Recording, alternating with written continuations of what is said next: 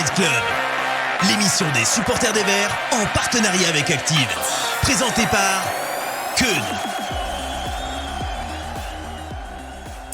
Bonsoir à toutes, bonsoir à tous, bienvenue dans ce nouvel épisode, dans ce nouveau rendez-vous du Synthé Night Club.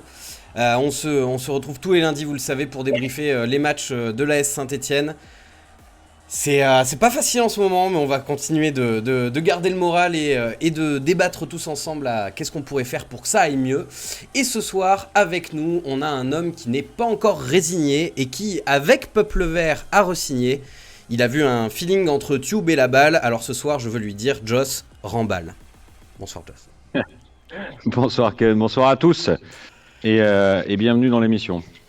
Et bienvenue. Avec nous également quelqu'un qui porte le même nom qu'un de nos anciens illustres attaquants, le même nom également qu'une des 3 Totally Spies et le même nom qu'une ville de Haute-Savoie. Bonsoir Alex.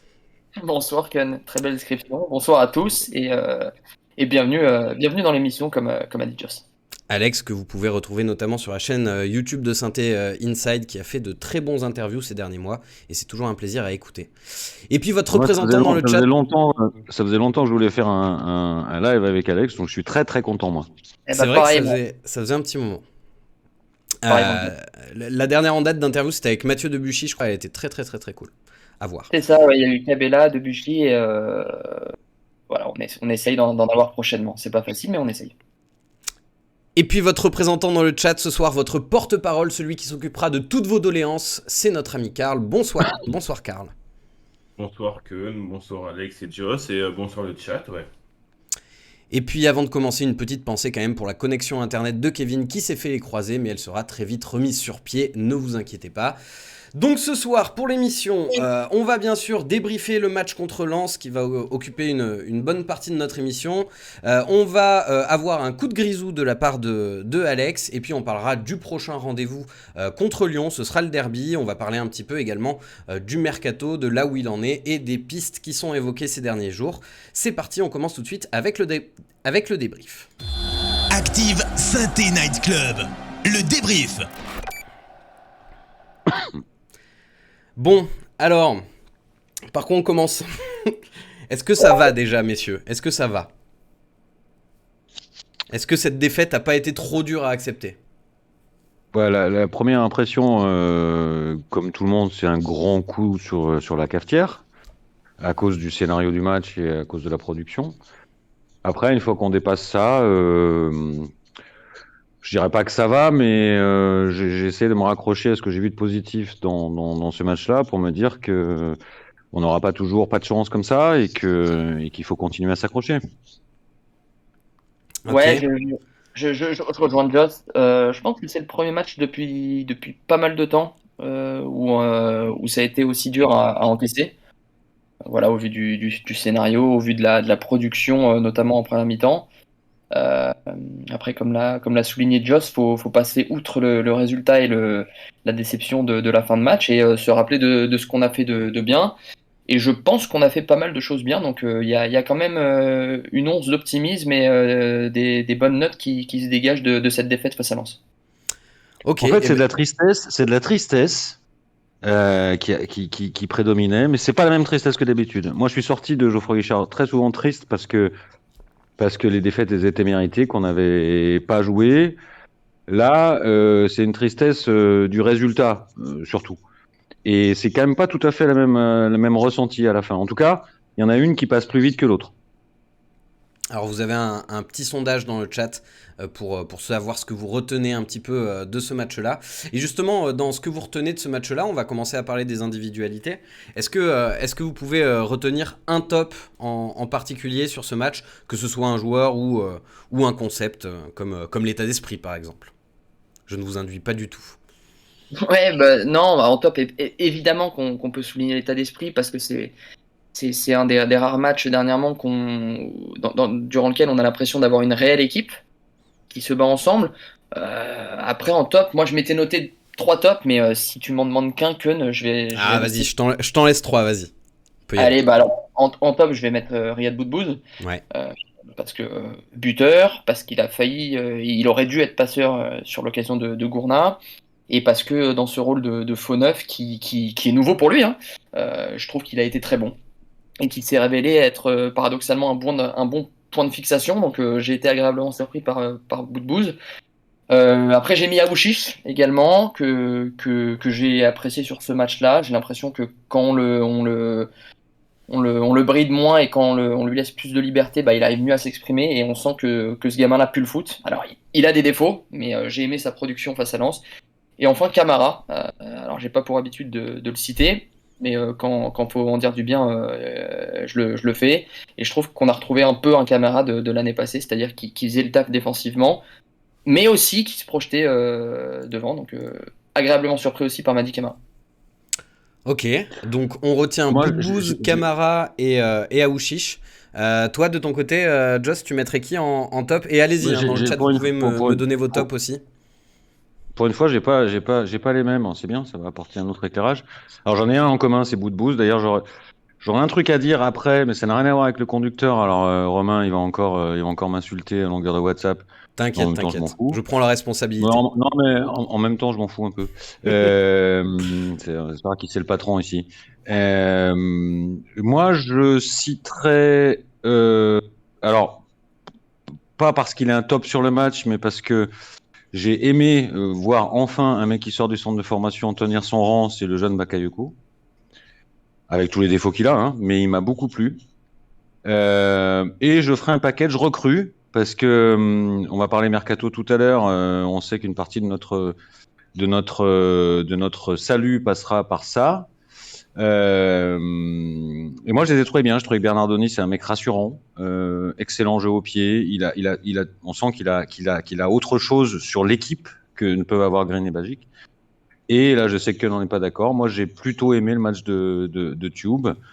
Alors ça, c'est plus une réflexion par défaut, c'est que je pensais qu'il était beaucoup plus loin que ça de ce niveau-là. Ouais, ok. Et du coup, T'as été à agréablement l'inverse, surpris. par défaut, j'ai été agréablement surpris. Voilà. Ok.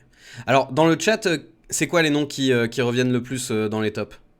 Dans les tops, il y a les noms, bah, c'est toujours Boudbouz, Camara, surtout aussi le jeune Bakayoko qui ressort pas mal. Et par contre, concernant Aouchiche, c'est beaucoup plus mitigé.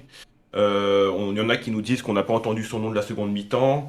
Il y a Nico Saint-Paul qui nous dit oulala, Aouchiche, mais quelle horreur. Donc c'est beaucoup plus mitigé sur le cas d'Aouchiche. Ok, c'est marrant, moi aussi j'étais d'accord avec Aouchi, j'ai trouvé qu'il a fait plutôt un bon match. Et le sondage, qu'est-ce qu'ils retiennent un petit peu les gens, au Eh final? ben, les gens retiennent plus le fait qu'on n'ait toujours pas de points et qu'on n'avance pas, qu'on reste à 12 points et au fond du classement.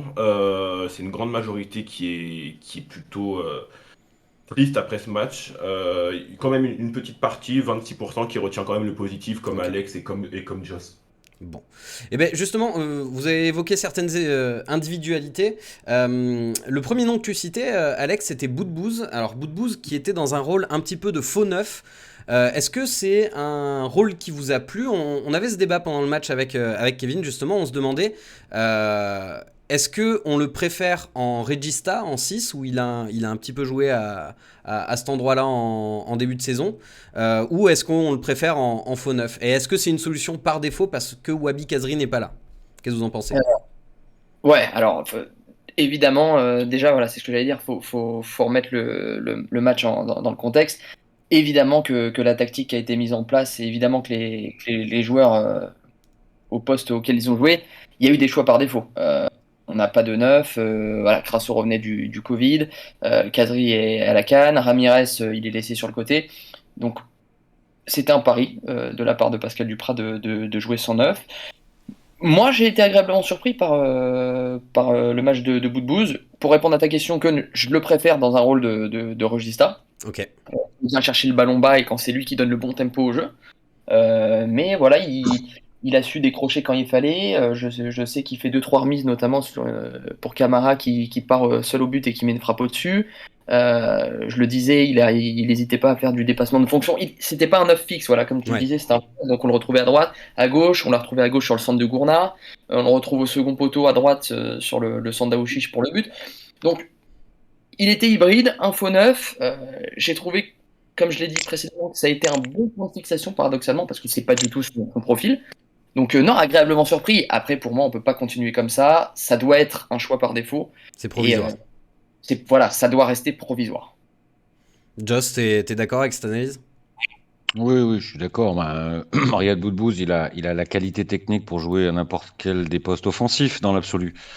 Mais il n'a pas forcément le potentiel athlétique, la vitesse, les caractéristiques d'un neuf. Donc ça dépanne. Après, la vraie question, c'est toujours pareil, quoi. C'est dans l'état de l'effectif. Il faut quand même un truc qu'on n'a pas beaucoup dit, mais on avait quand même un effectif, beaucoup dit, pas Harold, hein. Oui, oui, On n'a pas beaucoup qui dit. a fait une passe décisive Voilà. d'ailleurs cet après-midi, on le félicite. Ouais, bravo Harold. Et il manquait quand même énormément de monde entre la CAN, le Covid, les blessés. C'est vrai Voilà. que la gueule du groupe, C'est- elle faisait peur ouais, c'était du avant le match. bricolage. La solution, c'est quoi? C'est Crasso était dans un style de jeu qui est complètement différent. Donc, mais ça n'est évidemment pas une solution pérenne. On est tous d'accord là-dessus. Exactement. Et d'ailleurs, on parle souvent de Pascal Duprat comme un coach qui n'a pas de notion tactique, etc. Mais moi, j'ai trouvé sa mise en place intéressante. Alors, c'est un 3-4-3 en phase offensive et plutôt un 5-4-1 en phase défensive. Et du coup, alors forcément, c'est une tactique qui est due aux absences. Mais je pense qu'il a voulu aussi se fixer, faire un copier-coller avec le 5 Lensois derrière et faire du 1 contre 1 avec Masson qui devait sortir sur Frankowski et Silva qui devait sortir sur Klose. Et si on se souvient bien, en deuxième mi-temps, c'est une récupération de Silva dans les pieds de Klose qui débouche sur le contre, sur l'énorme occasion de Gourdin. Donc je trouve que tactiquement, au-delà des bonnes choses qu'on a vues dans le jeu, il y a eu du très bon aussi de la part de Pascal Duprat. Alors, on va s'arrêter un tout petit peu là-dessus. On était sur les Ouais, joueurs, mais moi je veux bien. on, on va juste évoquer ça vite fait. Alors, tactiquement, je suis d'accord avec ce que tu viens de dire, Alex, par rapport à ce qu'on a vu en première mi-temps, et même j'aurais envie de dire quasiment jusqu'à l'heure de jeu. Mais derrière, après, ça a été beaucoup, beaucoup plus simple que ça, et surtout simpliste. Ça a été très... on se met à 10 derrière et on balance vers l'avant, vers bout de bouse. Non, t'es pas d'accord, Joss? Alors si justement, là je suis pas d'accord avec Alex et je vais pouvoir placer mon petit truc de tout à l'heure qui va flinguer le conducteur, ce qui va rendre Euro nerveux. Euh, c'est minimaliste en fait. C'est quand même extrêmement minimaliste. Après le plan de jeu, Mais je laisse la balle le à plan de Lens jeu, qui on est sait pas d'accord, quoi hein, en sur la faire. première mi-temps. Le plan de jeu, je laisse la balle à Lens, ils savent pas quoi en faire. Je défends bien en bloc, très bien. Euh, mais par contre, j'ai l'impression que ce garçon-là, il sait pas faire autre chose que ça. Et ça marchera pas tout le temps. On a vu que ça pêchait sur la fin. On prend 2 buts dans les 15 dernières minutes. Il y a peut-être aussi quelque chose à creuser à ce niveau-là. Alors, certes, il y a le talent de Fofana, il n'y a pas de problème, mais est-ce que c'est pas aussi une baisse globalement physique du groupe? Est-ce que ce groupe est capable de jouer 19 matchs en bloc bas comme ça? C'est à voir. Moi, je fais une parenthèse. On m'a envoyé aujourd'hui, et ça va reboucler avec ce qu'on vient de dire sur Duprat, et c'est une vraie question. On m'a envoyé deux shortcuts vidéo d'un truc que j'ai pas vu sur Amazon, qui était l'inside qu'ils ont fait sur Synthé. Ouais. J'ai été, on va dire, un rien surpris par 2 vidéos que j'ai vues. La première, c'est celle de Duprat, qui paraît complètement perdu au moment des changements, là, où on a un Sablé qui lui aboie quasiment dessus en disant mais on fait quoi, on fait quoi, on fait quoi, on fait quoi. Et dans le langage corporel, j'ai eu l'impression d'avoir un Dupraz perdu. Alors moi, au bout de 3 semaines, je trouve qu'il ne devrait pas être perdu comme ça. Et l'autre shortcut, peut-être que je focus un peu, mais c'est la balade en forêt avec Camara et Boudbouz, où il y a un Camara sans filtre qui dit, mais de toute façon, en gros, le mec à qui on demande au niveau tactique, que ce soit l'entraînement ou sur le terrain, c'est Boudbouz. Et ça, moi, ça me pose 2 problèmes. C'est quelle empreinte ce coach a aujourd'hui là-dessus, sur la gestion technico-tactique d'un match, à mon avis faible. Et après, ça me pose une autre question, mais qui est plus philosophique, c'est comment la com est maîtrisée dans ce club. C'est-à-dire que j'imagine que la com a dû valider les shortcuts et les insides, et l'image qui est renvoyée de Dupraz, elle est déplorable dans ce truc-là. Ouais. Moi, ça m'interroge. Alors, l'absence de compétences dans certaines strates du club, notamment à la com, on pourrait en débattre longtemps. Mais sur Duprat, en même temps, on n'est pas forcément surpris quand on achète Duprat. Enfin, quand on va prendre Duprat, on sait ce qu'on achète. On achète un mentaliste plus qu'un tacticien. Mais j'ai l'impression qu'il est encore plus loin de la cible que j'imaginais. C'est mon ressenti. Et là, Ouais. du coup, on n'est pas du tout en ligne avec Alex.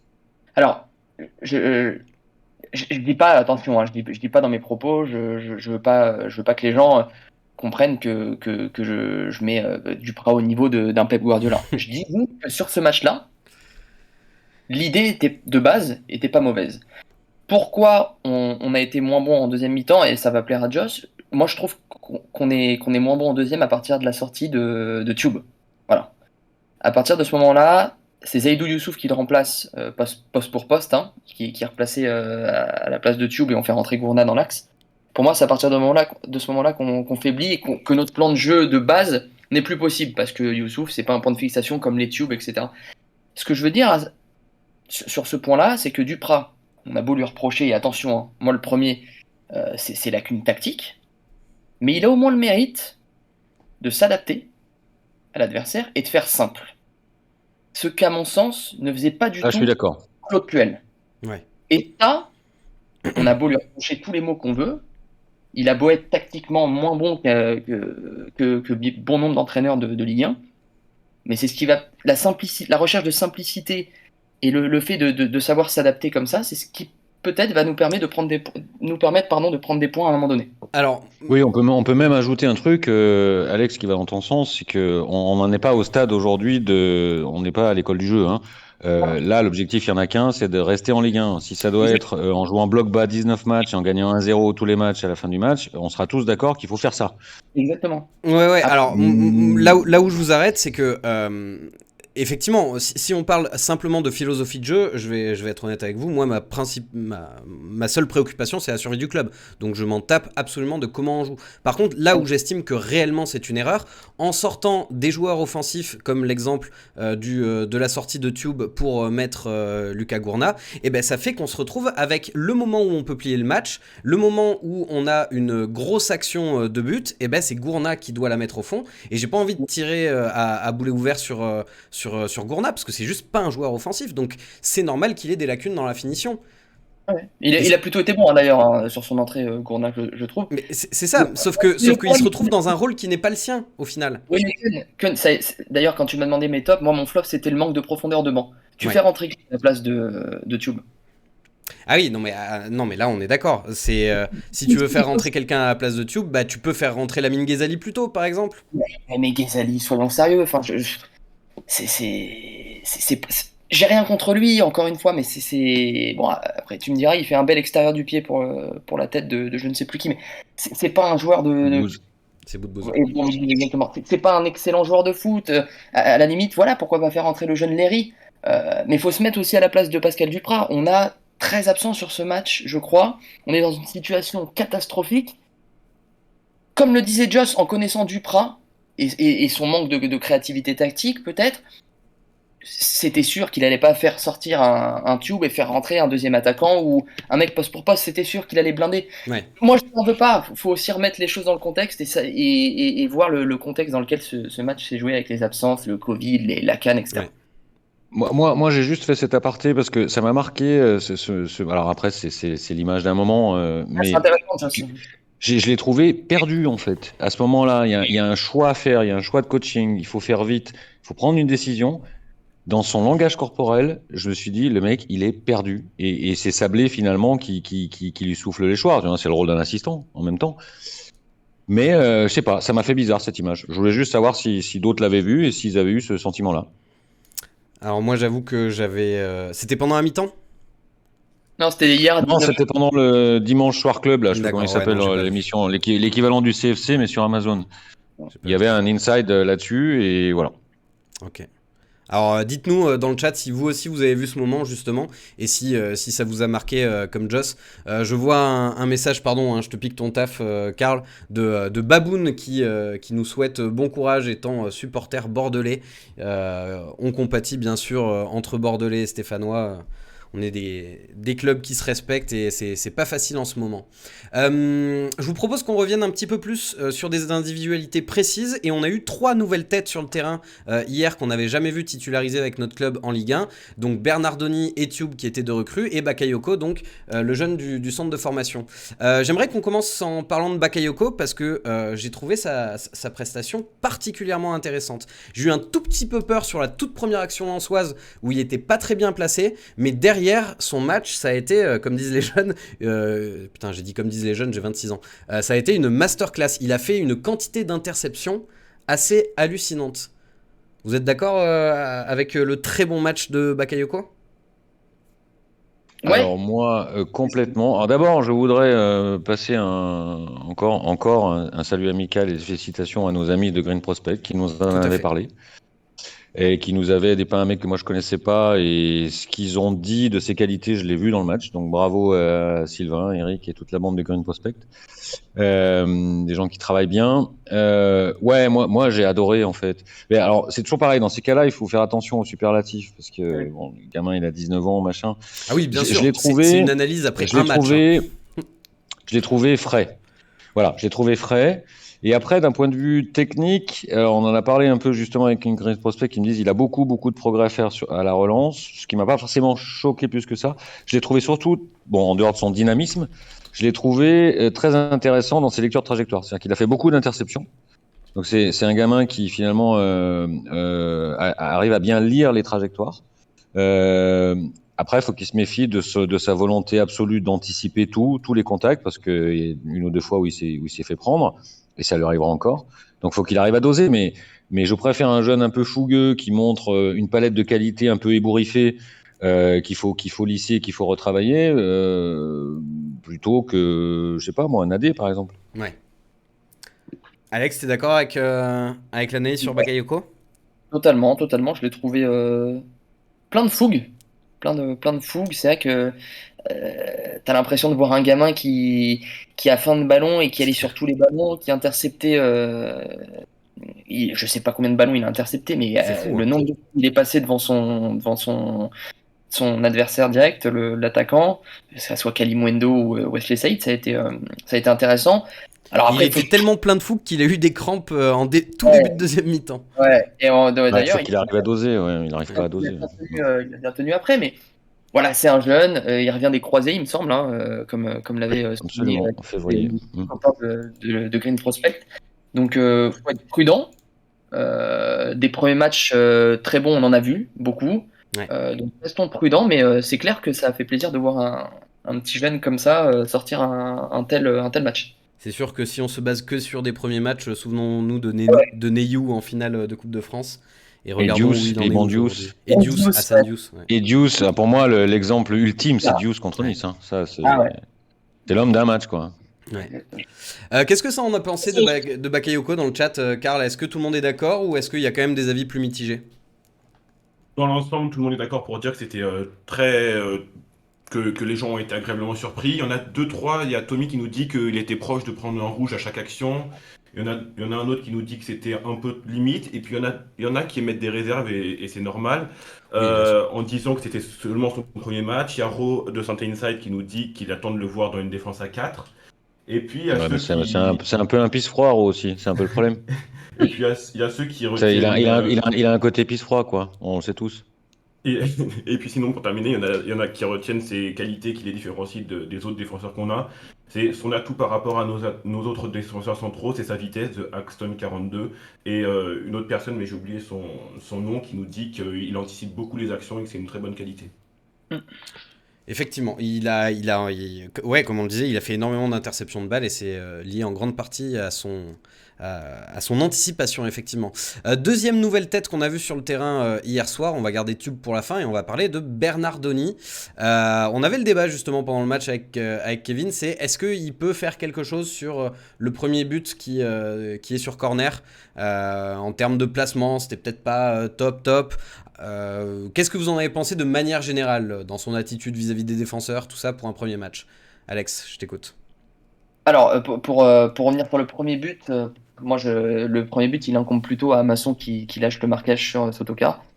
Pour parler de Bernardoni, alors, il revenait de 3 mois et demi d'absence.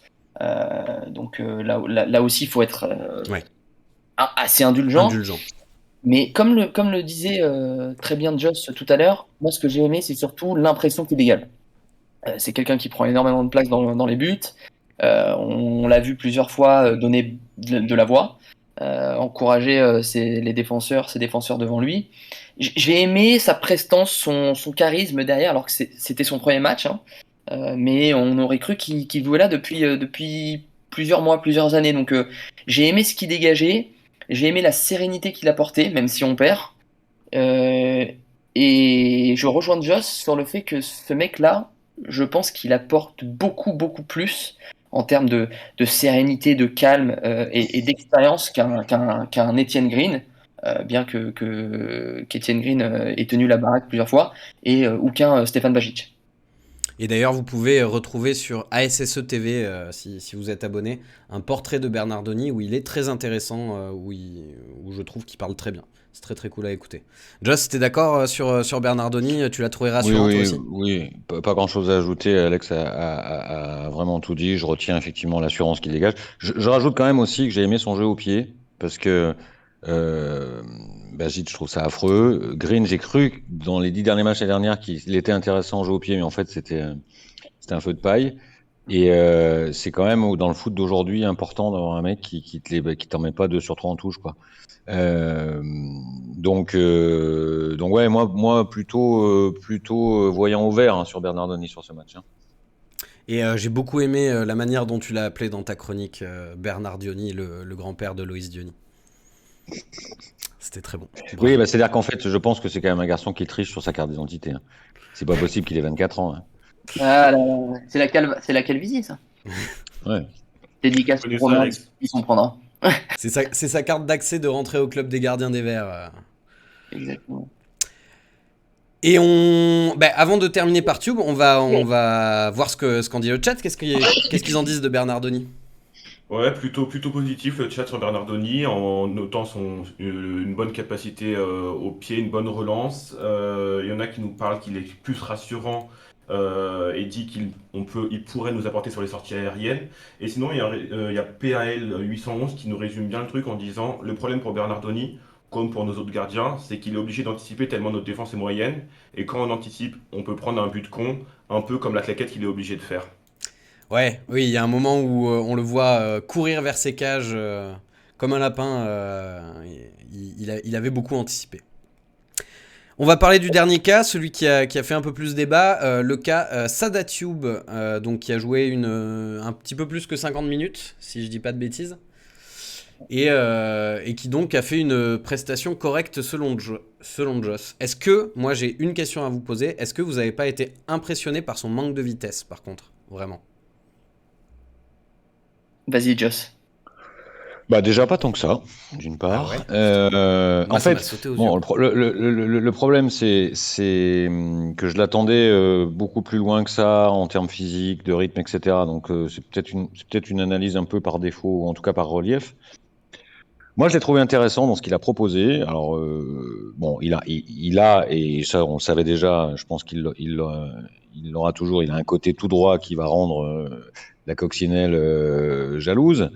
Euh, Après, je l'ai trouvé intéressant dans ses déplacements et comme je te le disais tout à l'heure en préparation de l'avant-match, moi j'étais juste devant lui quand il a fait cette passe qui amène le but et c'est une vraie belle passe de joueur de foot, ça. Et ça, par contre, je me l'attendais pas forcément dans ce registre-là. Pour moi, c'était un peu un déménageur de piano, un ouvreur de porte, quoi, hein. Le mec qui est lancé à fond sur un côté et Un peu le qui même envoie. profil que Sako, au final. Un peu le même profil que Sako, exactement. Et j'ai découvert un mec qui sait quand même jouer au foot, quoi. Il sait faire une passe, au bon endroit. Voilà. Après, c'est Tube, hein. On est d'accord que voilà, c'est Tube. Oui, faut pas On sait s'attendre aussi, à on ce sait, que voilà, qu'il on nous sait fasse... aussi on sait aussi ce qu'on achète. Ouais. Mais je le voyais pas au même niveau que Gnagnan quand même, hein, parce que on n'est pas là. Mais j'imaginais un mec vraiment hors de forme, pas prêt, etc. Et j'ai été plutôt agréablement surpris. Voilà. Mais bon, comme c'est en train de se dire sur le chat, c'est autant Bernardini m'a rassuré et je pense qu'on aura ça à mon avis régulièrement. Autant Tube, ça mérite d'être vu, quoi. Voilà. Alex? Ouais, bah pareil, pas grand-chose à ajouter. C'est vrai que là encore, c'est une recrue, c'est un joueur qui avait joué quoi, 26 minutes, il me semble, en 6 mois depuis le début de la saison. Donc physiquement, on s'attendait à ce que ça soit pas le mec qui allait tenir 90 minutes. Mais je l'ai trouvé bon dans ce qu'on lui a demandé de faire. Voilà, il a percuté. Comme dit Joss, l'avant-dernière passe sur Aouchiche, elle est belle. C'est une belle passe. Et je suis pas sûr que tous les joueurs auraient pu la faire. Même si elle paraît simple. Donc, Oui, il y a une prise de décision qui est très rapide et qui Oui, est la bonne. elle est claquée, elle met Aouchis dans les meilleures conditions pour faire ce centre. Voilà. Elle est pas derrière Aouchiche, elle est dans sa course. Donc non, c'est voilà, il a bien fait ce qu'il avait à faire. Bon, j'ai été un peu inquiet à sa première action où il tape le ballon du droit et du coup il loupe son centre. Ouais, j'allais en parler. Le tout premier ballon qu'il touche, c'est un contrôle du droit, un loupé pied gauche. Ou l'inverse. Et voilà, il s'est bien attrapé. Donc ça doit être un joueur de rotation. Hein, Ouais, c'est ça. Ne rêvons pas, mais voilà, s'il peut faire l'affaire pendant les 6 mois et s'il peut bien faire ce qu'on lui demande de faire sur ces 6 prochains mois, on dira merci Sada si on reste en Ligue 1. Bon, alors que pense Moi, le je trouve vert quand même que je trouve quand même que le 4 qu'on voit à l'écran est quand même dur, quoi. Voilà. Le 4 qu'on voit ça- à l'écran, ça- la note qui lui a été la note, accordée. ouais, parce que ça sonne un peu comme une sanction vis-à-vis des autres et je trouve pas qu'il mérite d'être sanctionné vis-à-vis des autres. Voilà. Qu'est-ce qu'on pense le chat parce que du coup, on n'est pas tout à fait d'accord entre nous. Euh, Comment le chat a tranché? Pour résumer la performance de Tube et la première, en un mot, c'est intéressant pour le chat, avec 70 votes pour le mot intéressant pour résumer la performance. Et après, c'est plutôt mitigé. Il y en a qui disent, qui pointent et qui mettent en avant sa méforme physique avec un surpoids. Et puis il y en a d'autres qui nous disent où en est notre club. On se réjouit d'une performance de Tube. J'en regrette déjà KMP, pardon, merde. Et sinon, il y a Max qui résume le tout en disant Tube, souvent bien placé, il a tenté de bien faire. Sûrement qu'il a fait au mieux, mais techniquement, je l'ai trouvé très limité. Il faut qu'il lève la tête. Ouais, mais il a pas de coup, alors c'est difficile. Il y a pas de coup. C'est un mec qui a pas de coup. Un petit peu comme un Carlos Tevez, c'est vrai qu'il a des épaules très remontées. Dommage qu'il ait pas les mêmes stats. Mais bon. Est-ce que vous avez quelque chose à rajouter sur ce match, messieurs, ou est-ce qu'on passe à la suite? Pour moi, c'est bon. Non, Monsieur on a Randall. tout dit. On a tout dit. Eh bien, on a tout dit. On va donc passer à la prochaine partie de cette émission. On va écouter le coup de grisou de Alex. Jingle. Active Synthé Night Club. Le coup de grisou. Alors Alex, tu nous as préparé un petit coup de grisou. On t'écoute. Ouais, alors me demandez pas pourquoi, me demandez pas comment, mais hier je suis tombé sur un article qui recense les citations les plus utilisées de la langue française. Et parmi ces citations, il y a celle-ci, quand ça ne veut pas, ça ne veut pas. Donc je cite, cette citation elle est utilisée dans une situation où souvent, par coïncidence, tout semble s'opposer au but poursuivi. Et j'ai fait le parallèle avec ce qui se passait dans le club et j'ai l'impression que c'est exactement ce qui se passe à l'AS Saint-Etienne dans la quête du maintien. Alors, on est tous d'accord, moi le premier, hein, pour dire que l'incompétence est un mal qui ronge notre club depuis trop d'années et que c'est en partie l'ingérence au sein du club qui fait que nous sommes dans cette situation sportive plus que compliquée. Mais moi, j'ai également l'impression que la réussite nous fuit constamment, qu'elle n'est jamais avec nous, que les faits de match ils sont rarement en notre faveur et voilà, qui a toujours un grain de sable dans l'engrenage. Et tout ça, ça commence à me faire devenir fataliste. Alors, on parle souvent de la chance du champion. Moi, je commence à me demander si Saint-Étienne ne serait pas le symbole parfait de la malchance du relégable. Voilà. Donc, pour étayer mes propos, je me suis bien évidemment basé sur du factuel. Et voilà, je vais vous rappeler quelques chiffres et matchs qui montrent combien les Verts manquent de chatte, voilà, comme dirait Benoît Paire. Alors, le premier élément qui symbolise le manque de réussite, il faut savoir que nous ne sommes pas seulement champions d'Europe de la médiocrité à Saint-Etienne, mais on est aussi champions d'Europe des montants. Parce qu'il faut savoir que Saint-Étienne, avec 13 montants touchés, est l'équipe européenne qui touche le plus de montants. À quand le retour des poteaux carrés? Ah, ouais, exactement. Donc voilà, ça c'est le premier élément. Le deuxième élément, ça peut paraître idiot, mais j'ai l'impression que notre quête d'un numéro 9, elle est sans cesse chamboulée. Comme si on voulait pas que Saint-Étienne ait enfin un buteur capable de marquer des buts. Alors Mateta, on l'annonce en partance à Saint-Étienne après son dernier match. Finalement, son dernier match, il plante. Donc du coup, il reste à Crystal Palace. On parle de la piste Guirassy. Qu'est-ce qu'il fait hier après-midi, Guirassy? Il plante un doublé. Donc voilà, les pistes s'amenuisent. Je vais également mettre en troisième point les matchs aboutis, durant lesquels on se fait punir à la moindre erreur. Donc je pense au match contre Nantes, la première de Duprat à Geoffroy Guichard, où Kolo Muani marque sur la seule incursion nantaise. Le match de samedi contre Lens, pardon. Je peux évoquer aussi le match à Bordeaux, contre Bordeaux à Geoffroy Guichard, où la frappe de Moukoudi elle est arrêtée par une flaque d'eau. Je vais également mettre en avant les erreurs d'arbitrage qui nous plombent pendant les matchs. Donc je pense au match à Brest avec le pénalty inexistant de Gourna sur Agoumé, qui offre la victoire à Brest. Le match contre le PSG à la maison où on mène 1-0 et il y a ce rouge de Colo. Je suis pas sûr qu'il est rouge parce que c'est pas le dernier défenseur qui change le match.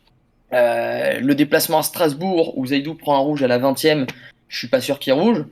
Voilà, donc c'est plein de petits éléments des contretemps qui nous pénalisent. Et dernièrement, là, le match à Angers, la semaine dernière, qui est reporté à cause du Covid et du nombre d'absents dans les rangs d'Angers. Et qui c'est qui se retrouve samedi à jouer Lens au complet avec 12 absents? Eh ben c'est nous. Voilà, donc c'est plein de petits éléments. Je vais pas faire long, je voulais juste mettre en avant tous ces contretemps, tous ces vents contraires.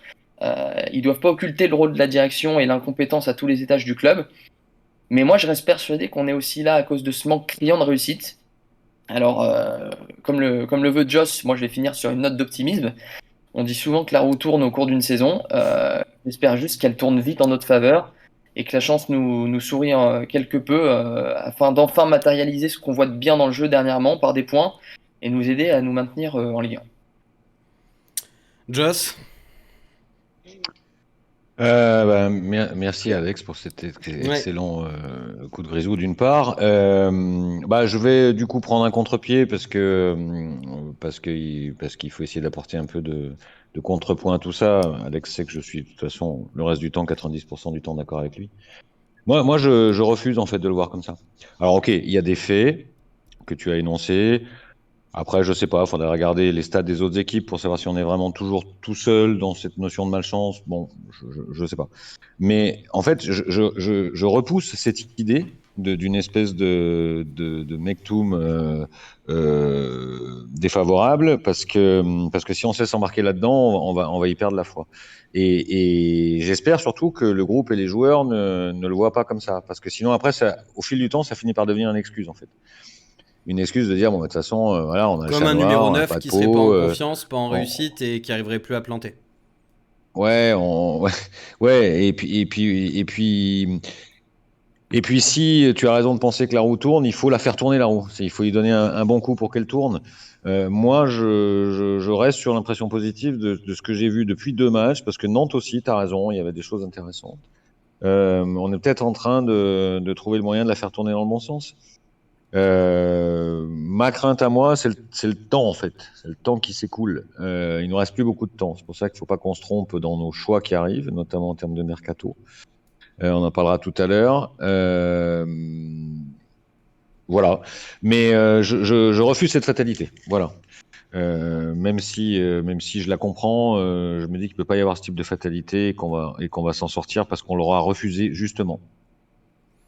Alors la notion dont tu parlais à la fin, Alex, de la chance va bien finir par tourner à un moment ou à un autre. Dans les jeux de cartes, on appelle ça la variance, qui dit en gros que sur le long terme, la chance finira toujours par s'équilibrer. Donc si tu as eu beaucoup de malchance pendant un moment, bah, tu vas avoir normalement de la chance derrière pour équilibrer ça. On espère que ce soit vrai. Est-ce que dans le chat, tu observes de la résignation ou tu vois de l'espoir un petit peu vis-à-vis de ce qu'on a vu justement à l'intérieur des matchs?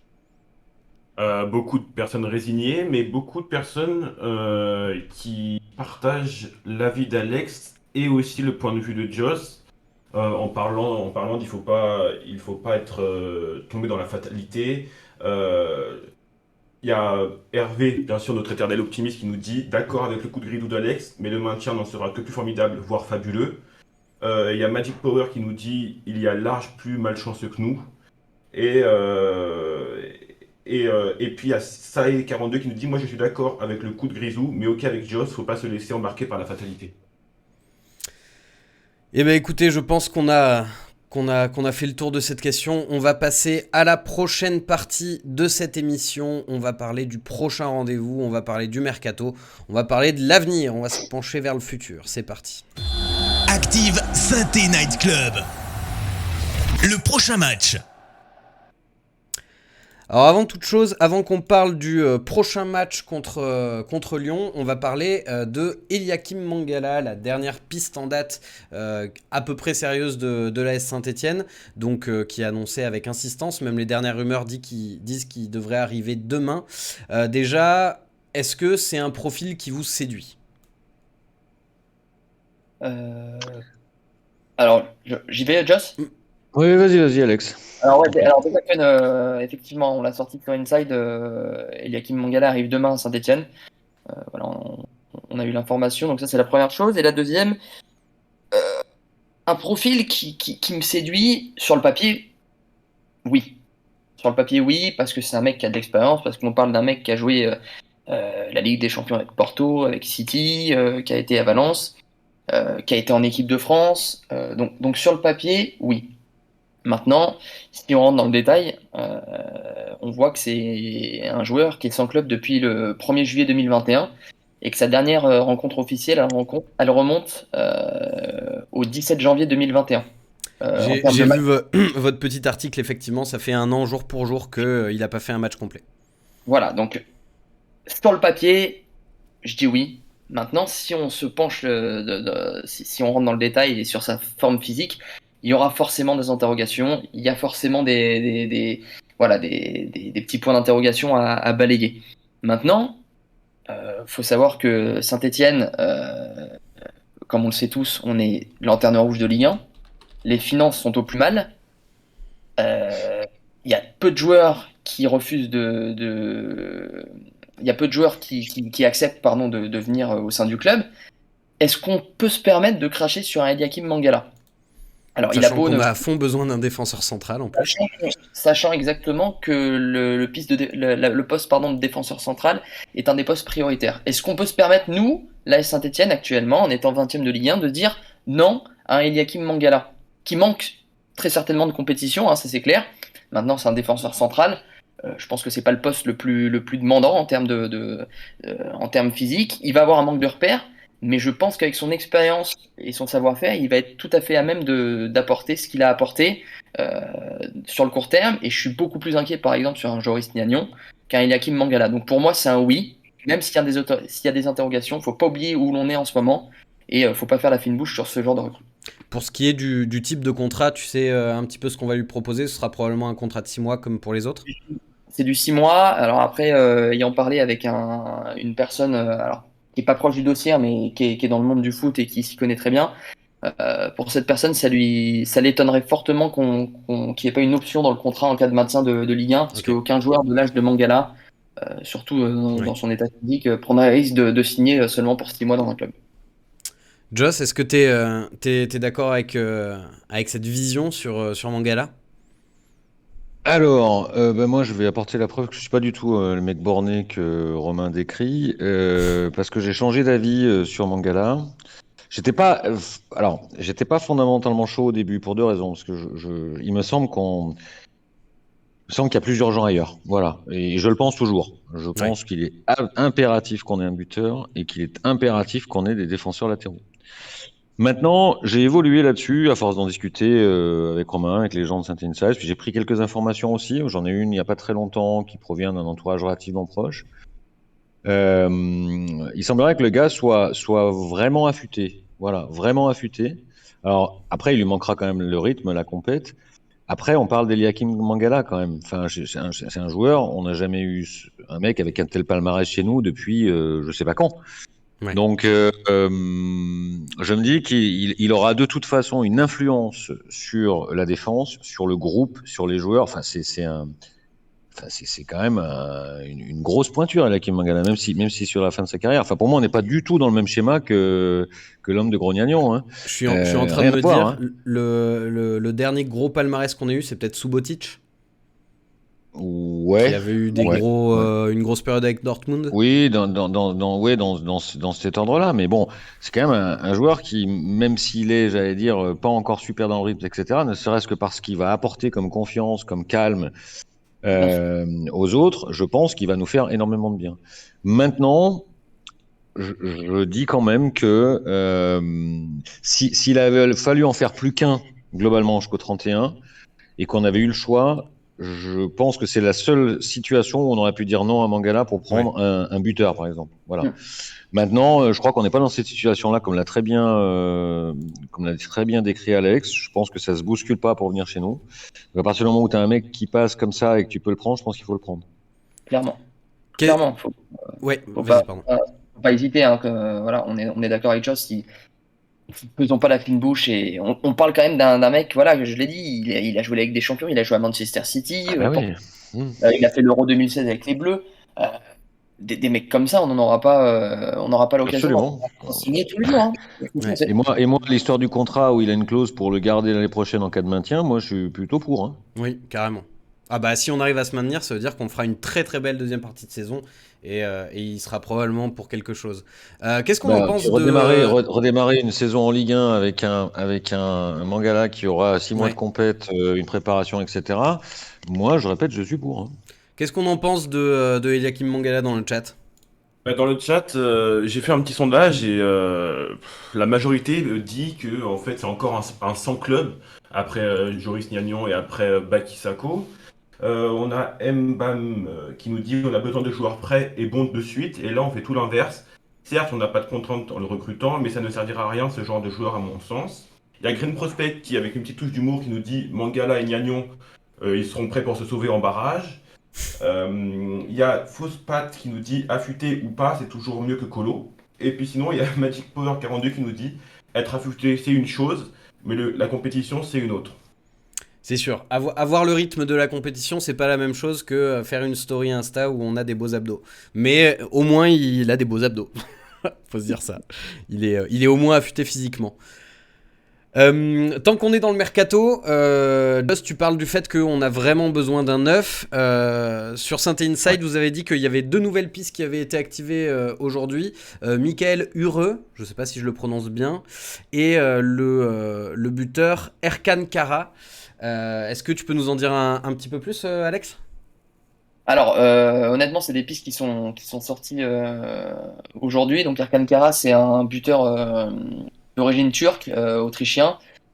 Il a 26 ans et bon, il est plutôt pas mal cette saison avec le Rapid. Il est à 9 buts en 17 rencontres. Donc, c'est un joueur qui était quand même suivi le mercato dernier par Nice, Lyon et West Ham. Donc pour être tout à fait franc, ça m'étonnerait qu'il nous rejoigne. Ouais. Après, c'est une bonne surprise. Et pour Michael Ureux, j'ai très peu d'informations. Je sais juste qu'il a 27 ans, qu'il y a 3 Mayence qui sont intéressés également par ce buteur qui est danois. Voilà, on verra dans les prochains jours. Et à noter qu'il y a une petite rumeur qui est sortie il y a une petite heure et demie. Apparemment, Beric ne serait pas contre revenir donner un coup de main à Saint-Etienne. Voilà, c'est l'info qui est sortie de la part de Benjamin Danet.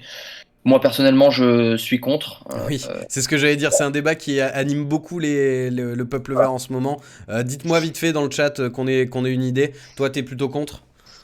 Ouais, parce que Beric, comme l'a très bien dit boss Romain dimanche, c'est un joueur que Jordan Ferry a créé.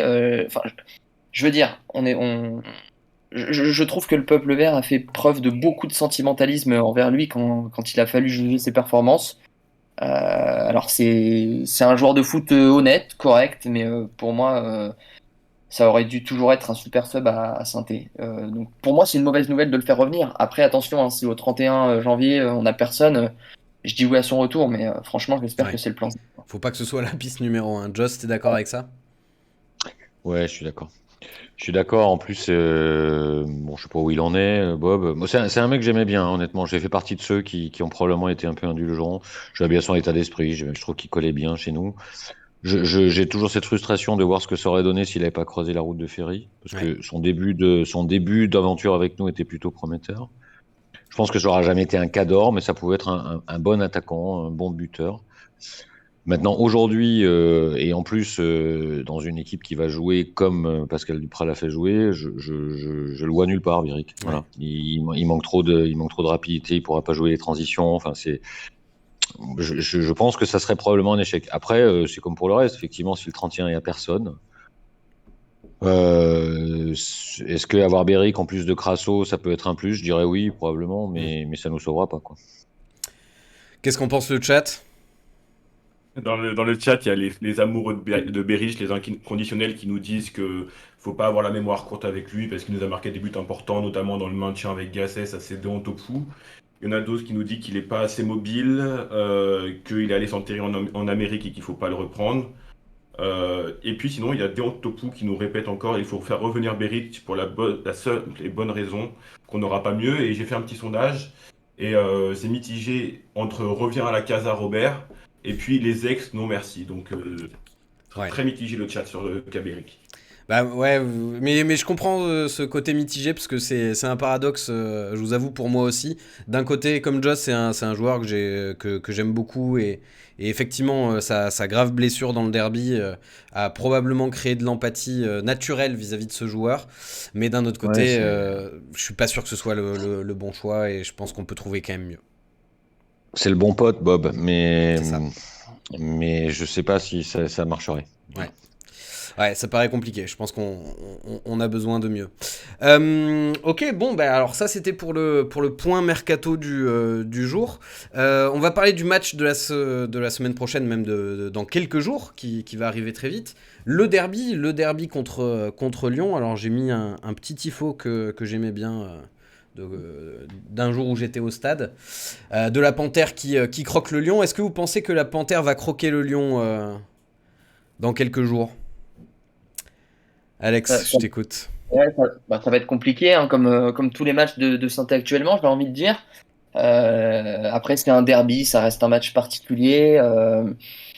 Faut pas oublier que Lyon aura des absences notables aussi. Que ça soit devant avec Kadewere qui a l'habitude de nous faire mal dernièrement et Toko Ekambi.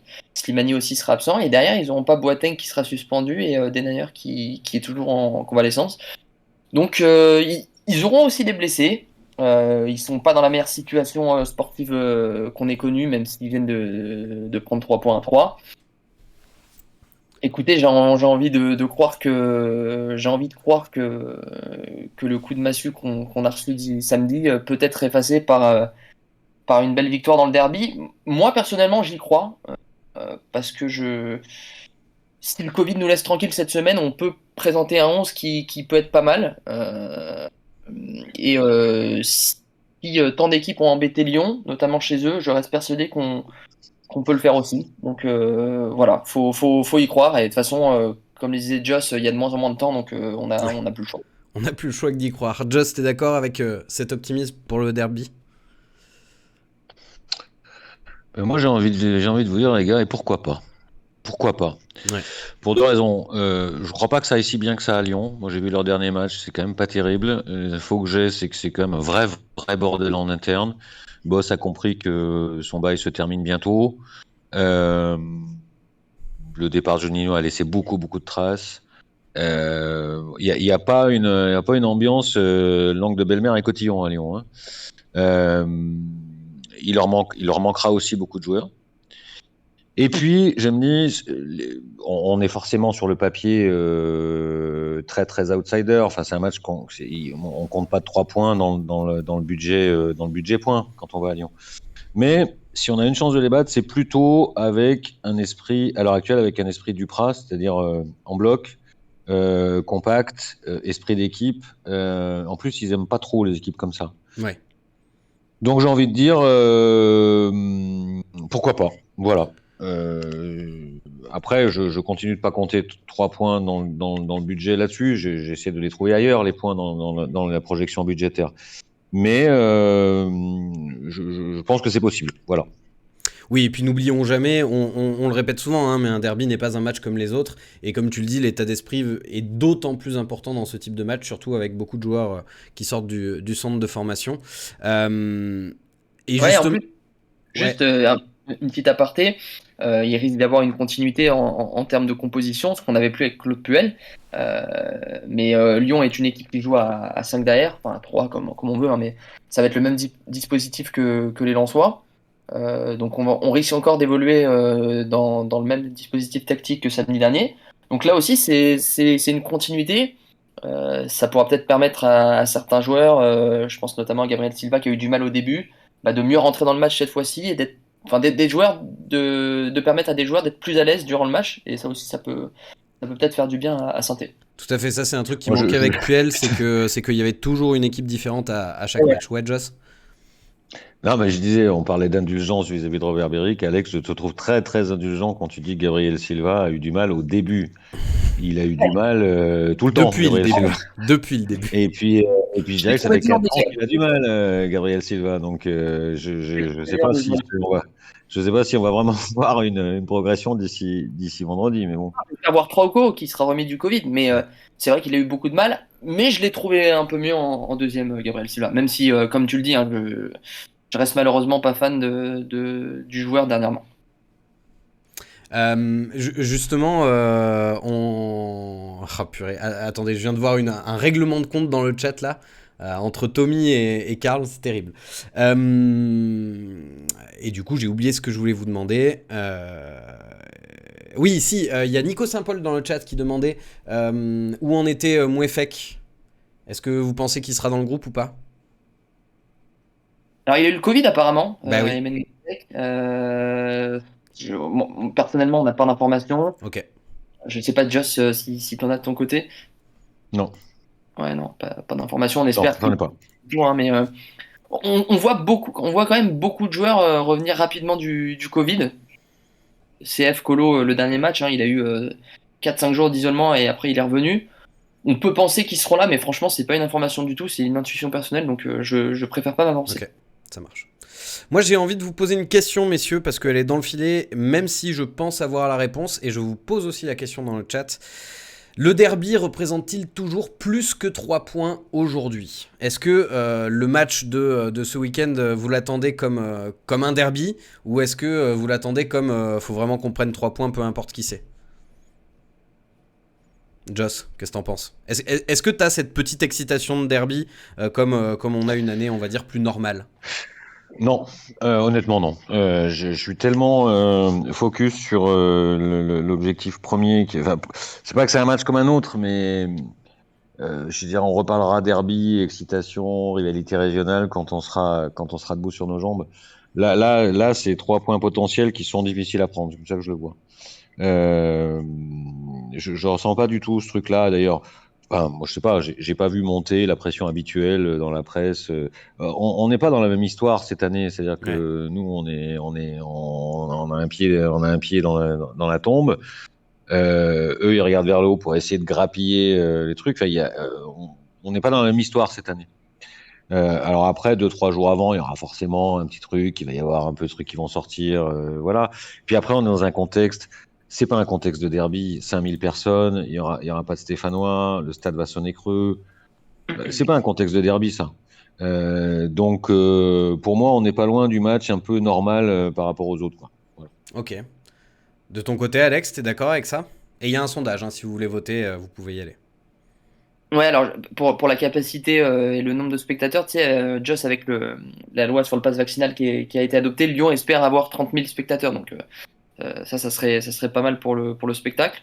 Mais après, Alors, t'es sûr de ça, Alex? Enfin, le pass vaccinal est passé, mais l'amendement sur les jauges proportionnelles, il n'est pas encore passé, celui-là. ouais, il y a un article qui est sorti comme quoi Lyon espérait et faisait tout pour, enfin, espérait fortement avoir 30 000 spectateurs vendredi.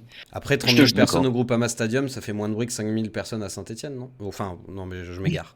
Tu peux y aller, là-dessus. Mais pour revenir à la question initiale, non, je rejoins complètement Joss. Là, enfin, là, on a besoin de 3 points et basta, que ça soit contre Lyon, Lorient, Metz, on a besoin de 3 points, quoi. Il y a plus, il n'y a pas cet effet derby cette année. Bon, alors moi, personnellement, ça fait plusieurs années déjà hein, que j'ai moins cette excitation. Je sais pas pourquoi, mais là, c'est encore plus exacerbé cette saison. Voilà, on est comme. Ouais, il a raison, Alex, ça s'est quand même un peu érodé, hein. Oui, ça c'est quand même un Oui. peu. Et Moi, à mon niveau, ça s'est un peu érodé. encore plus cette année, voilà, comme là, je vais citer Just, mais on n'est pas sur la même histoire du tout. On a besoin de 3 points et basta. Ça va être Lyon, il va y avoir des petites punchlines à 2-3 jours à droite à gauche, mais on a besoin de 3 points et basta. Et en parlant de derby, c'est peut-être ce qui joue aussi, mais un derby un vendredi à 21h aussi, voilà, ça sonne pas comme un horaire et un jour de derby. Alors, avant qu'on se quitte, Alex, un petit prono pour le derby contre Lyon? Eh ben, allez, un petit peu d'optimisme, une victoire 1-0 et un but de, un but, je sais pas de qui, mais un but. Un but de Saint-Etienne. Voilà, Voilà, exactement. c'est déjà ça. De Just aussi un petit prono. Bah, je vois bien un 0 avec un but de Gournin pour faire oublier celui qu'il a raté ce week-end. Ce serait bien. Oh, je vois un 0-1 but contre son camp lyonnais. Ça, c'est presque encore mieux. Karl, toi, un petit prono perso? Un petit prono, ça sera une victoire 2-1 avec un but de Boudbouz et un but pour le grand retour de mon idole Romain Mouma. Oh, qui est Oh, souvent là dans les derbies. Bah, Souvent là et souvent décisif. mais il est vraiment si proche de la reprise que ça, moi? Et ouais, il est T'es sûr, proche. Ouais. Karl? Ouais, ah, il est Il est proche. Ouais. proche? Après, D'accord. je suis pas sûr qu'il soit dispo pour le derby, mais il est très proche. Ouais. Et pour terminer, qu'est-ce qu'a donné le petit sondage?